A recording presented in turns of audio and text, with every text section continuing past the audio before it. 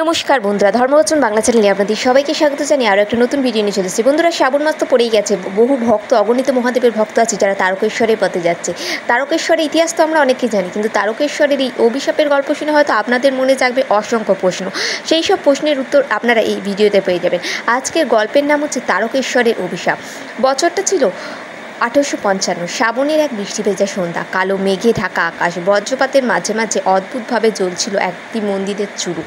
এটি ছিল তারকেশ্বর, শিব ভক্তদের তীর্থস্থান। কেউ জানতো না এই মন্দিরের ভিতর রয়ে গেছে এক গভীর রহস্য। বন্ধুরা, আমরা তো জানি তারকেশ্বরের মধ্যে রয়েছে নানা অজানা রহস্য।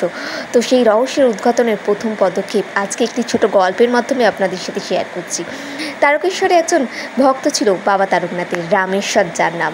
তিনি দুর্দশাগ্রস্ত জীবনে হতাশ হয়ে পড়েছিলেন। পিতা মাতা মারা গেছেন, চাকরির চেষ্টা করেও ব্যর্থ। চারপাশের লোকেরা তাকে ব্যর্থ বলে কটাক্ষ করত।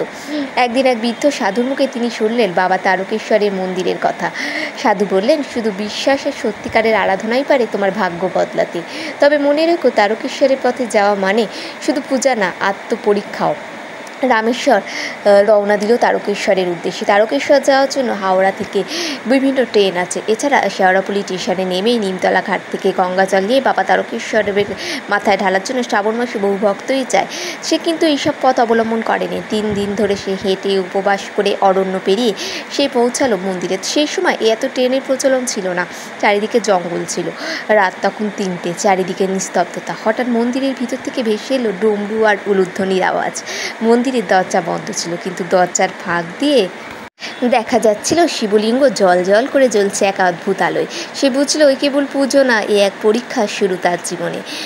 এরপর চলুন গভীর রহস্য আর তারকেশ্বরের অভিশাপটা আপনাদের সামনে তুলে ধরছি।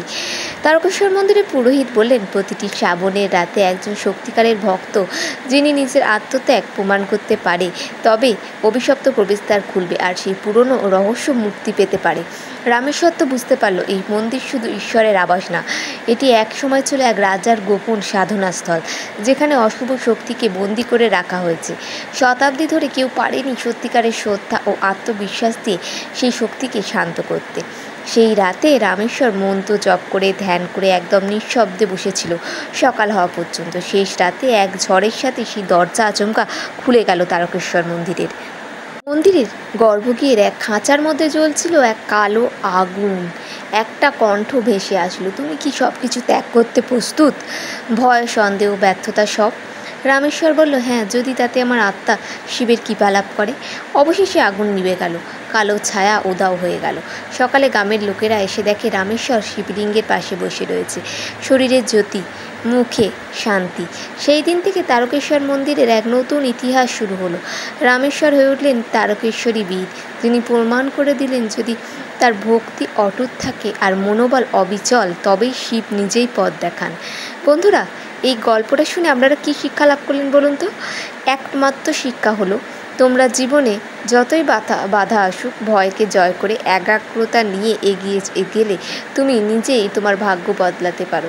শিবের আরাধনা মানেই যে শুধু ফল ফুল ধূপ দিয়ে নয়, বরং নিজের ভেতরের অন্ধকারকে জয় করে আলোকে গ্রহণ করা।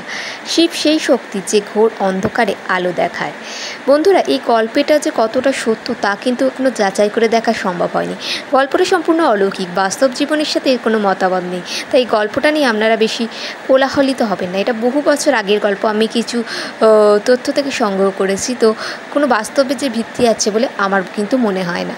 যাই হোক বন্ধুরা, গল্পটা আপনাদের সাথে শেয়ার করলাম। আশা করব গল্পটা শুনে আপনাদের ভালো লেগেছে। যদি গল্পটা ভালো লেগে থাকে, কমেন্টে হর হর মহাদেব লিখতে ভুলবেন না। আর তারকেশ্বরে শ্রাবণ মাসে জল ঢালতে গেলে অবশ্যই বেলপাতা, দুধ, পঞ্চামৃত দিয়ে শিবের মাথায় জল ঢালার চেষ্টা করুন। আর তৃতীয় সোমবারে কী দিয়ে পুজো দেবেন সেই ভিডিও খুব তাড়াতাড়ি আসতে চলেছে। বন্ধুরা, ভিডিওটা দেখলে অন্যদের সাথে শেয়ার করুন, পাশে থাকুন। জয় বাবা ভোলানাথ।